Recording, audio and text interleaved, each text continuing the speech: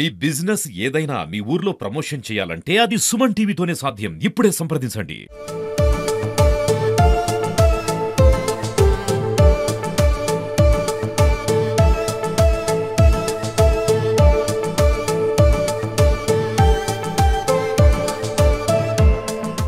బొంగీర్ Kiran Kumar Reddy sir గారికి, government whip Birla Ailayya గారికి, ఈ కార్యక్రమాన్ని నిజంగా అధికారి కంటే ఎక్కువ కష్టపడిన ఈ కార్యక్రమానికి అధ్యక్షత వహిస్తున్న స్థానిక ఎమ్మెల్యే వీరేశం గారికి, ఎమ్మెల్సీ శంకర్ నాయక్ గారికి, ఎమ్మెల్యే బొంగీర్ గారికి, ఎమ్మెల్యే మిర్యాలగూడ గారికి, ఎమ్మెల్యే తుంగతుర్తి గారికి, నా సహచర కలెక్టర్ హనుమంతరావు గారికి, జేసీ శ్రీనివాస్ గారికి, ఏసీఎల్బి అమిత్ గారికి, ప్రజాప్రతినిధులకి, నకరేకల్ పబ్లిక్ అందరికీ నా నమస్కారం అండి.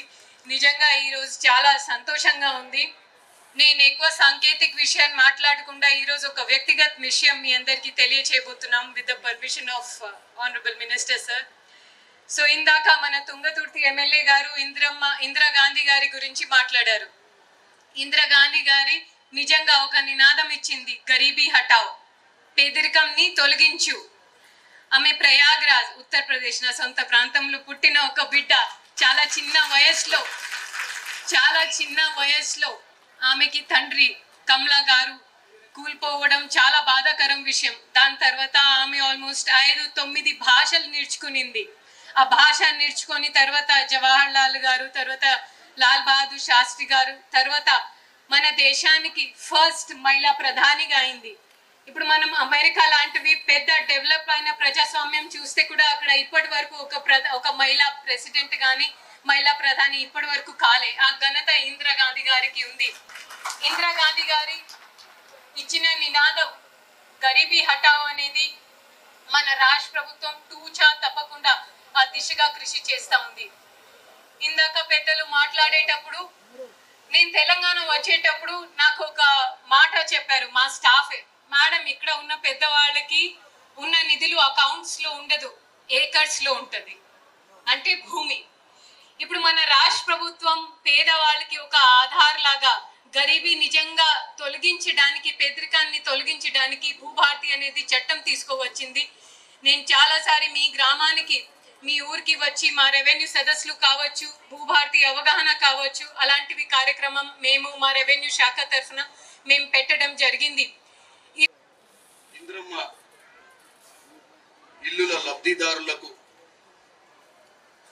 వారి పత్రాలు పంచే కార్యక్రమాన్ని పెట్టడం చూస్తుంటే మీ అందరికి ఒకటి గుర్తుకు రావాలి.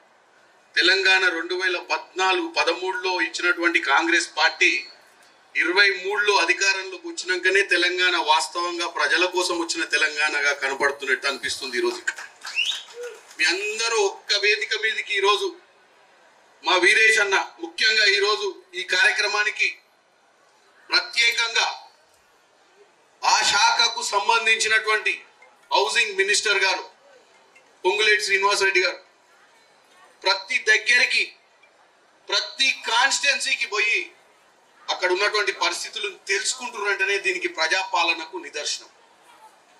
అలాగే ఈరోజు పెద్దలు కౌన్సిల్ చైర్మన్ గుత్తా సుఖేందర్ రెడ్డి గారు మీ అందరికీ సుపరిచితులే, ఇక్కడున్న వాళ్ళందరికంటే సీనియర్ మోస్ట్ లీడర్. ఆయన కూడా ఈరోజు కాంగ్రెస్ పార్టీ చేస్తున్నటువంటి కార్యక్రమాలను పర్యవేక్షిస్తూ ప్రతి దగ్గరికి వారు కూడా తిరుగుతారు. అలాగే నా తోటి నన్ను ఈరోజు ఈ పార్లమెంట్ లో ఏ బ్యాక్గ్రౌండ్ లేకుండా ఒక కార్యకర్తగా ఉన్న నన్ను పార్లమెంట్ కు పంపించే ప్రయత్నంలో భాగస్వామ్యం తీసుకున్నటువంటి మా సోదరులు శాసనసభ్యులు, ముఖ్యంగా ఈరోజు నన్ను ఆహ్వానించినటువంటి ఈ కార్యక్రమ అధ్యక్షులు 68,000 మెజార్టీ తోటి గెలిచి ఎట్టి పరిస్థితుల మీ అందరికీ సేవ చేయాలన్న ఒక ఆలోచనతోటి ముందుకు పోతున్నటువంటి మా అన్న వీరేశం అన్న. అలాగే ఆర్థిక ఇబ్బందులు, ఎందుకంటే గత ప్రభుత్వం మిగులు రాష్ట్రానికి ముఖ్యమంత్రి అయ్యిండు కేసీఆర్. అంటే బ్రహ్మాండమైన ధనిక రాష్ట్రం ఉండే మనది 2014లో. ఏం చేసిండు? నీళ్లు నిధులు నియామకాల మీద 1600 మంది బలిదానాలు చేసుకొని తెస్తే నీళ్ళేమో రొయ్యల పులుసు ఇది రాయలసీమ రత్నాల సీమ చేస్తా అని చెప్పిండు. ఇవాళ వచ్చి మళ్ళీ నిన్న మన బంకచర్ల తీసుకొచ్చి మనకు బంక రాకనిక చూస్తుండు. అసలు ఈ బంకచర్ల బంక బంకనే. 2016లో పోయిండు, ఆడ కూర్చొని ఇక పొంకనాల మాటలు ఉన్నాయిగా, ఈ ఆగమయ్యకు చెప్పినట్టు ఆగమమ్మకి చెప్పినట్టు ఆడ పోయి చెప్పొచ్చిండే. మస్తుగున్నాయి, నీళ్ళని సముద్రంలో కలుస్తున్నాయి, 3000 TMCలు. ఇదంతా ఎందుకు, మొత్తం అట్లా తీసుకొచ్చి ఇట్లా తిప్పుకొని వెనకదాకా రారి. 2 రాష్ట్రాలు మంచిగా ఉండాలి, బేసిన్లు వద్దు బేసిజాలు వద్దు అని చెప్పొచ్చినటువంటి వ్యక్తి ఈ కేసీఆర్. ఇలా చిన్నగా మళ్ళా దుకాణం బంద్ అయింది, మీరందరూ సంతోషంగా కనపడుతుర్రు, మీ అందరికి ఇంద్రం మిల్లులు వస్తున్నాయి. నిన్న మొన్న మొబైల్ ఫోన్లు చూసుకుంటే టింగు టింగ్ అని రోజు పైసలు పడుతున్నాయా లేవా అంటే ఆలస్యమైన మిగులు రాష్ట్రానికి ఉన్న ముఖ్యమంత్రికి ఆ రోజు జాస లేకున్నా మీ మీద 8 లక్షల కోట్ల అప్పున్నా ఇక్కడ ఉన్నటువంటి మా మంత్రులు కానీ మా ముఖ్యమంత్రి గారు కానీ మీకు మంచి చేయాలన్న ఆలోచనతో ముందుకు పోతారు. మీరు మా ఎమ్మటి ఉండాల్సిన అవసరం ఉంది. చెడు ప్రచారాలను తిప్పికొట్టాలి. మేము మాట్లాడితే రాజకీయం, ప్రజలు మాట్లాడితే వాస్తవం. కాబట్టి ప్రజలు మాట్లాడే ప్రయత్నం. నాయకులు నా సోదరుడు వీరేశం గారికి, ఈ కార్యక్రమానికి నాతో పాటు ముఖ్య అతిథిగా విచ్చేసిన అనుభవజ్ఞులు, పెద్దలు, అపారమైన ఈ రాష్ట్రం మీద పూర్తి అవగాహన ఉన్న మనందరి పెద్దన్న ఎమ్మెల్సీ కౌన్సిల్ చైర్మన్ గారు గుత్తా సుఖేందర్ రెడ్డి గారికి, ఆలేరు శాసనసభ్యులు విప్పు మరొక సోదరుడు ఐలన్న గారికి, అదే రకంగా ఎమ్మెల్సీలు సత్తన్న, ఎన్ని వ్యవసాయ పనులున్నా రైతాంగం మొత్తం, ముఖ్యంగా ఆడబిడ్డలు అందరూ పెద్ద ఎత్తున ఇక్కడికి తరలి వచ్చినందుకు నా పక్షాన, రాష్ట్ర ప్రభుత్వ పక్షాన గౌరవం చెల్లిస్తారని మాయమాటలు చెప్పేది. కానీ 10 సంవత్సరాలలో ఆ ప్రభుత్వం మొదలు పెట్టిందే 93,000, పూర్తి చేసింది 66,000, మిగిలిన 30,000 చిల్లరు మండుగోడలతోనే దర్శనమిచ్చాయి. పేదోడు ప్రభుత్వం మీ దీవెనలతో ఇందిరమ్మ ప్రభుత్వం వచ్చిన తర్వాత ఆనాటి ప్రభుత్వం హౌసింగ్ శాఖను మొత్తాన్ని రద్దు చేసింది. హౌసింగ్ శాఖే లేకుండా చేసింది. గౌరవ ముఖ్యమంత్రి రేవంత్ రెడ్డి గారు ఆలోచనలకు అనుగుణంగా కేబినెట్ సహచర మంత్రులమందరం పేదవాడి కళ నెరవేర్చాల్సిన బాధ్యత మన ఇందిరమ్మ ప్రభుత్వం మీద ఉంది. ఇందిరమ్మ అంటేనే పేదోడి కళ, పేదోడి ఇల్లు. అటువంటి ఇందిరమ్మ ప్రభుత్వంలో ఇల్లు ఇచ్చే ప్రణాళిక మన ప్రభుత్వం పెద్ద ఎత్తున చేపట్టాలి అని తలంచి మొదటి విడత రాష్ట్ర వ్యాప్తంగా 4.5 లక్షల ఇల్లు ఇచ్చే దానికి శ్రీకారం చుట్టి ప్రతి నియోజకవర్గానికి తక్కువలో తక్కువ 3,500 ఇల్లు ఇస్తూ ఇది నిరంతరము ఇచ్చే కార్యక్రమం. ఒక్కసారి 3,500 ఇచ్చి చేతులు దులుపుకునే ప్రభుత్వం కాదు. దయచేసి నా ఆడబిడ్డలు గుర్తించాలి. ఇందాక సత్యన్న చెప్పారు, ఏ నియోజకవర్గానికి పోయినా 3,500 ఇళ్లు సరిపోవన్నా మాకు కనీసం ఇంకొక 1,000-1,500 ఇయ్యండి అని అడుగుతున్న మాట నిజం. అది అవసరం కూడా ఉంది. ఆనాటి 10 సంవత్సరాల ఒత్తిడి ఈనాడు ప్రజాప్రతినిధుల మీద ఉన్న మాట వాస్తవం. కానీ మొదటి విడత 4,50,000 ఇల్లు ఇస్తూ ప్రతి నియోజకవర్గానికి 3,500 ఇచ్చాం. ఈ రాబోయే 3.5 సంవత్సరాలలో ఆడబిడ్డలు చాలా క్లియర్ గా వినాలి. ఇక్కడికి వచ్చిన ఆడబిడ్డలు వినాలి, రాష్ట్ర వ్యాప్తంగా టీవీల ముందున్న ఆడబిడ్డలు కూడా వినాలి. ఇప్పుడు నీది ఏ కులమని అడగల, నీది ఏ మతమని అడగల, నువ్వు మొన్న ఎవరికి ఓటేసావని అడగల, నా కండవ కప్పుకొట్టేనే నీకు ఇల్లు ఇస్తానని చెప్పటం లేదు. పేదవాడు అయ్యుంటే చాలు, పేదవాడు అయ్యుంటే చాలు, పేదవాడికి ఇందిరమ్మల్ని ఇవ్వాలి అని దృఢ సంకల్పంతో మొదట విడత ఇస్తున్నాము. మళ్ళీ 3 సార్లు ఇస్తాము. ఈ రాబోయే 3.5 సంవత్సరాలలో తల తాకట్టు పెట్టైన 20 లక్షల ఇల్లు ఈ రాష్ట్రంలో కట్టిస్తాము. 20 లక్షల ఇల్లు ఇచ్చిన తర్వాతనే మళ్ళీ అసెంబ్లీ ఎన్నికల్లో మీ గుమ్మానికి వచ్చి ఓటు అడుగుతాము. ఇది కాంగ్రెస్ పార్టీ సిద్ధాంతం. ఇది ఇందిరమ్మ ప్రభుత్వం యొక్క పట్టుదల. తల తాకట్టు పెట్టైన పేదవాడి కళ నెరవేర్చే బాధ్యత మీ దీవెనలతో ఉన్న ఈ ప్రభుత్వాన్ని కూడా మనస్ఫూర్తిగా చెప్తున్నాను. 4 విడతల్లో 5 లక్షల రూపాయలు ఇస్తున్నాం. పునాదులు కడితే 1,00,000, స్లాబ్ లెవెల్ కడితే 1,00,000, స్లాబ్ వేస్తే 2 లక్షలు, గోప్రవేశానికి ముందు 1,00,000 రూపాయలు, మొత్తం కలిపి 5 లక్షల రూపాయలు ఇచ్చే కార్యక్రమం. తక్కువలో తక్కువ 400 చదరపు అడుగులు కట్టాలి. చిన్న బాత్రూము, చిన్న కిచెన్ ఉండాలి. ఎక్కువలో ఎక్కువ 600 చదరపు అడుగులు లోపే కట్టాలి. ఇవి నిబంధనలు. డైరెక్ట్ గా ఇందాక మిత్రులు చెప్పినట్టు మధ్యవర్తుల ఖాతాలోకి డబ్బు పోదు. ప్రభుత్వం నుంచి డైరెక్ట్ గా బటన్ నొక్కితే మీ ఖాతాలోకి ఆ డబ్బు వస్తది. ప్రతి సోమవారం నాడు ఎవరైతే నా ఆడబిడ్డల ఇల్లు కట్టుకుంటున్నారో ప్రతి సోమవారం నాడు ప్రభుత్వం ఒక పొద్దు తినకపోయినా, ప్రభుత్వం ఒక పొద్దు అన్నం తినకపోయినా మీకిచ్చే నిధుల విషయంలో ఒక్క నిమిషం కూడా లేట్ చెయ్యము. కాబట్టి ధైర్యంగా అప్పు ఉన్నమాట వాస్తవం, అప్పు పుట్టిన మాట వాస్తవం. అయినా కూడా మనసుంటే మార్గం ఉంది. పేదోడే ఈ ప్రభుత్వానికి ముఖ్యం కాబట్టి తల తాకట్టు పెట్టైనా ఇల్లు కట్టిస్తామని, ఇల్లు రాని ఆడబిడ్డలు ఎవరు నిరుత్సాహపడాల్సిన అవసరం లేదు. మీరు అర్హులై ఉంటే ఈ ప్రభుత్వంలో తప్పకుండా ఇందిరమ్మ ఇల్లు మీకు వస్తది. అదే రకంగా ఇక్కడున్న కలెక్టర్లకి, మిగిలిన జిల్లా కలెక్టర్లకు కూడా 2 బెడ్రూమ్ లో గతంలో ఏవైతే మొండి గోడలతో దర్శనమిస్తున్నాయో ఈ రాబోయే కొద్ది రోజుల్లో ఆ మొండి గోడలకు దర్శనమిచ్చే ఇల్లు కూడా ఏ పద్ధతిలోనైతే పారదర్శకంగా ఇందిరమ్మ ఇల్లు ఇచ్చామో అదే పద్ధతిలో ఆ కట్టి సగం మిగిలి ఉన్న ఇల్లు మీరు లబ్ధిదారుల్ని ఫైనల్ చేయండి. దానికి బ్యాలెన్స్ అమౌంట్ కూడా ప్రభుత్వ పక్షాన రిలీజ్ చేస్తామని కూడా ఈ వేదిక ద్వారా ఈ నగరకల్లు నియోజకవర్గానికే కాకుండా రాష్ట్ర వ్యాప్తంగా ఉన్న ప్రజలకి ప్రభుత్వ పక్షాన తెలియజేస్తున్నాను. అంతేకాదు భూభారతి ఆనాటి ధరణి గురించి అనేక వేదికలు రాష్ట్ర వ్యాప్తంగా తిరిగాను.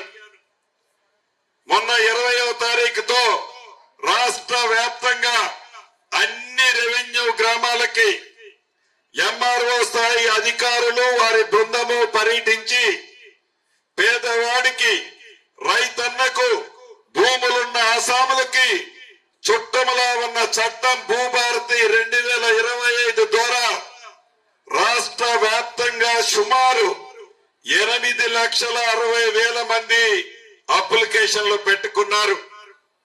ఇవన్నీ రాబోయే వారం రోజుల లోపే కంప్యూటరైజేషన్ చేసి ఇందులో న్యాయమైన సమస్యలన్నిటినీ ఆనాటి ప్రభుత్వం ఏవైతే ఇందాక మిత్రులు వీరేశం గారు చెప్పినట్టు, వీరేశం గారు చెప్పింది రాష్ట్ర ప్రజలందరికీ అర్థమైందో లేదో నాకు తెలియదు కానీ నేను ఒక్క ముక్కలో చెప్తా. రైతు బంధు వారి స్వార్థం కోసం ఆ పింక్ కలర్ షర్ట్ వేసుకున్న వాళ్ళకి లాభం చేయటం కోసం నిజంగా భూమిలో ఒక వ్యక్తి ఉన్నాడు. పింక్ కలర్ షర్ట్ వేసుకున్న వ్యక్తికి ఆ భూమిలో పేదోడు ఎవడైతే ఉన్నాడో బలవంతాన ఆ పేదోడు భూమిని లాక్కొని ఈ పింక్ కలర్ షర్టోళ్ళకి పాస్బుక్లు ఇచ్చి రైతు బంధు ద్వారా వాళ్ళకి ప్రభుత్వం లబ్ధి చేయాలని ఒక దుర్బుద్ధితో చేసిన కార్యక్రమం అది. ఒక్క నగరకల్లు నియోజకవర్గంలోనే కాదు, రాష్ట్ర వ్యాప్తంగా అన్ని రెవెన్యూ గ్రామాలలో ఇటువంటి కార్యక్రమాన్ని ఆనాటి ధృతరాష్ట్ర పాలనలో చేశారని చెప్పడానికి నేను సంకోచించటం లేదు. ప్రక్షాళన చేయటానికి, పేదవాడికి అండగా ఉండటానికి, పేదవాడి కళను నెరవేర్చడం కోసమే ఇందిరమ్మ ప్రభుత్వం ఉంది. కాబట్టి ఇటువంటి తప్పులన్నిటినీ ఈ భూభారతిలో పూర్తి ప్రక్షాళన చేసి రైతన్నలకు, భూమి ఆసాములకి పూర్తి భద్రత ఈ ఇందిరమ్మ ప్రభుత్వంలో కల్పించడమే మీ ప్రభుత్వం యొక్క లక్ష్యమని కూడా ఈ వేదిక ద్వారా తెలియజేస్తున్నాను. ఆ 400 టీఎంసీని గురించి కేంద్ర ప్రభుత్వంలో కానీ, కోర్టులలో కానీ, ఏ ఫోరం మీదలో కానీ తెలంగాణ పక్షాన నోరు ఇప్పాలి అనే జ్ఞానం మీకుందా? ఆనాడు మర్చిపోయి పదవి దిగిన తర్వాత తెలంగాణ ప్రజలన్నా, రైతులన్నా గోదావరి నీటి గురించి, బంకచెర్ల గురించి ఈ ప్రభుత్వాన్ని తప్పుపడుతున్నావా? ఆనాడిచ్చిన జీవో గురించి మీరేం చర్చించారు? అసలు దాన్ని మర్చిపోయి ఈ ప్రభుత్వాన్ని విమర్శించటం, గౌరవ ముఖ్యమంత్రి గారిని గాని, నీటిపారుదల శాఖ మంత్రి గారిని, అధికారులు కానీ మీ తప్పిదాలను దాచిపెట్టుకోవటం కోసం మీ కాళేశ్వరం అనే స్కాము రోజు రోజుకి బలపడుతుంది అని దాన్ని వక్ర మార్గంలోకి తీసుకెళ్లటం కోసం, మీ స్కిన్ మీరు కాపాడటం కోసం మీరు ఆడుతున్న డ్రామా అని తెలంగాణ ప్రజలు గ్రహించడం లేదనుకోవటం మీ అవివేకం. అంతేకాదు, అయ్యా మాజీ ముఖ్యమంత్రి గారు, అయ్యా మాజీ నీటిపారుదల శాఖ మంత్రి గారు, ఏం కమిషన్ మిమ్మల్ని పిలిస్తే మీరేమన్నా పైనుంచి దిగొచ్చిన దేవుళ్ళ? తప్పు చేశారు కాబట్టి తప్పు రుజువు కాబోతుంది కాబట్టి భుజాలు తడుముకుంటున్నారు. గుమ్మడికాయల దొంగ ఎవరంటే భుజాలు తడుముకున్నట్టు భుజాలు తడుముకుంటున్నారు. తప్పు ముమ్మాటిగా చేశారు. మీరు నిజంగా నిస్వార్థ పరులైతే మీరు ఈ ఉమ్మడి నల్లగొండ జిల్లా మీద ముసలి కన్నీరు ఇప్పుడు కారుస్తున్నారు. ఏదైతే ఆనాడు దివంగత నేత వైఎస్ రాజశేఖర రెడ్డి గారు ఏదైతే సొరంగ మార్గాన్ని ప్రారంభిస్తే జలయజ్ఞంలో భాగంగా గ్రావిటీతో శ్రీశైలం నీరు ఈ పోరాడు ప్రాంతమైన నల్లగొండ ప్రాంతం సస్యశ్యామలమయ్యే ప్రాజెక్టుని ఏనాడైనా మీ 10 సంవత్సరాలలో ఆనాటి దళిత తెలంగాణ రాష్ట్రంలో ఆ ప్రాజెక్టుని పూర్తి చేయాలని కనీస ఇంగిత జ్ఞానమైనా మీకు వచ్చిందా? ఈనాడు ముసలి కన్నీరు కారుస్తున్నారు. ఈనాడు ప్రజల పక్షాన మాట్లాడుతున్నారు. ఈ నల్గొండ ప్రాంతం పోరాడే ప్రాంతమే కాదు, మూసి పరివాహక ప్రాంతంతో ఈ ప్రజలు ఇబ్బంది పడుతున్నారని నిజంగా మీరు గ్రహించి ఉంటే ఆ ఎస్ఎల్బిసి టర్నల్ ని మీరెందుకు పూర్తి చేయలేదంటే కాళేశ్వరం కొత్త ప్రాజెక్టు మొదలు పెడితే 1,00,000 కోట్లు దోపిడీ చేయొచ్చు. పాత ప్రాజెక్టు మొదలు పెడితే ఈడ మనకి కమిషన్లు రావని కేవలం ఆ స్వార్థంతోనే మీరు ఎస్ఎల్బిసిని టర్నల్ ని పూర్తి చేయలేదన్నది నగ్న సత్యం అన్నది మీకు కూడా తెలుసు. అంతేకాదు, ఈ 8 మందిని మీ గ్రామాన్ని దత్తత తీసుకుంటున్నా అడ్డమొచ్చే ఇళ్ళన్నీ కూడా మంచి భవంతులు కడతానని నమ్మబలికి ఆ రోడ్డుకి అడ్డమొచ్చే ఇళ్ళన్నీ పడగొట్టి ప్రభుత్వ సొమ్ముతో మంచిగా ఊరు ఒక రోజు వెళ్ళి ఆగమ్మని పక్కన కూర్చోబెట్టుకొని భోజనం పెట్టి, ఆగమ్మవా నువ్వు ఇప్పటిదాకా ఆగమాగమయ్యావు, నా ప్రభుత్వంలో ఈ ఊరే కాదు ఈ రాష్ట్రాన్ని మంచిగా బాగు చేస్తామని చెప్పాడు ఆనాటి ముఖ్యమంత్రి. గౌరవ ముఖ్యమంత్రి గారు రేవంత్ రెడ్డి గారు మొన్న ప్రాంతానికి పర్యటించినప్పుడు స్థానిక శాసనసభ్యుల అభ్యర్థన మేరకు ఆనాటి ఆనాటి ముఖ్యమంత్రి మాటిచ్చి తప్పాడు. ఆ ప్రజలందరూ రామచంద్ర అనుకుంటూ ఇబ్బంది పడుతున్నారు. అక్కడ మనం ఇల్లు ఇవ్వాలని గౌరవ శాసనసభ్యులు అడగడంతోనే ముఖ్యమంత్రి గారు నన్ను వెళ్ళి పరిశీలించి అక్కడ ఉన్న ప్రజలకు న్యాయం చేయమని చెప్పారు. నేను పార్లమెంట్ సభ్యులు, ఎమ్మెల్యే గారు, గౌరవ కలెక్టర్ గారు, మిగతా అందరం వెళ్ళాం. ఆగమవ్వ పక్కన కూర్చొని చెప్పింది, అయ్యా ఆనాడు ముఖ్యమంత్రి మాయమాటలు చెప్పి మోసమిచ్చి ఆగమాగమైపోయాము, ఇప్పుడైనా మమ్మల్ని న్యాయం చేయండి అయ్యా అంది. గౌరవ ఎమ్మెల్యే గారు అందరం ఆల్రెడీ ఫౌండేషన్ తీశాం. 200 పైగా ఆ ఊర్లో ఆనాటి ప్రభుత్వుడి నిర్వాహకం వల్ల ఏవైతే ఇబ్బంది పడ్డారో వాళ్ళందరికీ ఇల్లిచ్చి యుద్ధ ప్రాతిపదిక మీద రాబోయే 3 నెలల్లో ఆ ఇల్లుని కంప్లీట్ చేసే విధంగా ప్రభుత్వం చర్యలు చేపట్టింది. ఎందుకు చెప్తున్నానంటే ఆనాటి ప్రభుత్వం మాటలు ఎలా ఉంటాయి, ఆనాటి ప్రభుత్వం చేతలు ఎలా ఉంటాయి, ఆనాటి ప్రభుత్వం యొక్క ఆలోచన విధానాలు ఎలా ఉంటాయి అనటానికి నిదర్శనమే ఆ దత్తత తీసుకున్న గ్రామం వాసాలమర్రి కానీ, తెలంగాణ రాష్ట్రంలో రైతన్నల విషయం కానీ, ఇతరత్ర అప్పటి ప్రభుత్వానికి ఈ 18 నెలల మీ దీవెనలతో వచ్చిన ఇందిరమ్మ ప్రభుత్వానికి ఎంత తేడా ఉందో ఒక్కసారి మీరు గమనించండి.